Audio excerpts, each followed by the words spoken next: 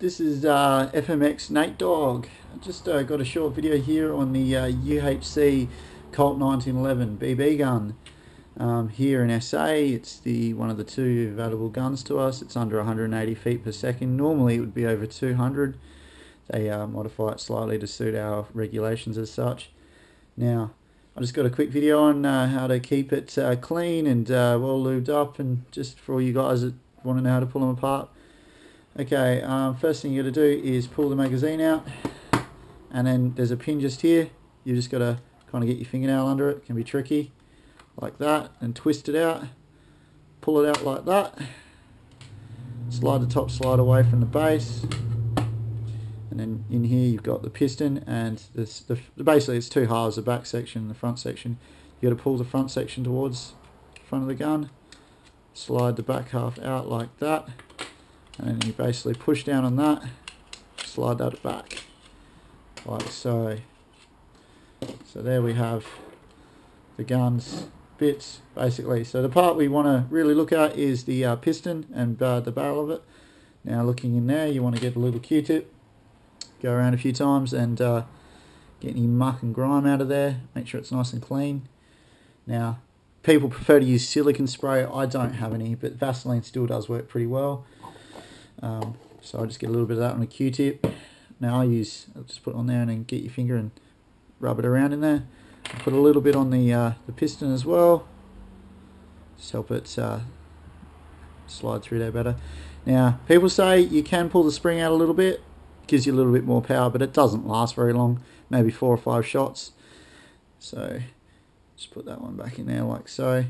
Now, the other thing you can do is clean out the barrel. I don't know if you can see that or not, but it's pretty clean, so I don't really need to look at that. But if it is dirty, it will affect the accuracy of the gun. So basically we'll just put the spring back on here, put that back in there, and slide that back in, and basically get the back section, put the spring part in first, slide it in, and it's back in like so. Now,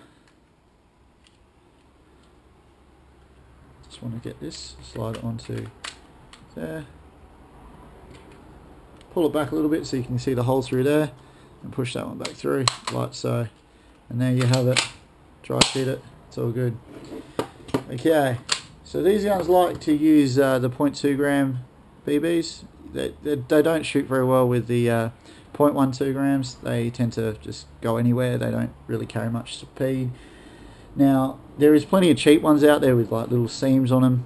They try and steer away from the really cheap ones. It kind of takes a while to find the good ones on the internet, but you just got to really look around.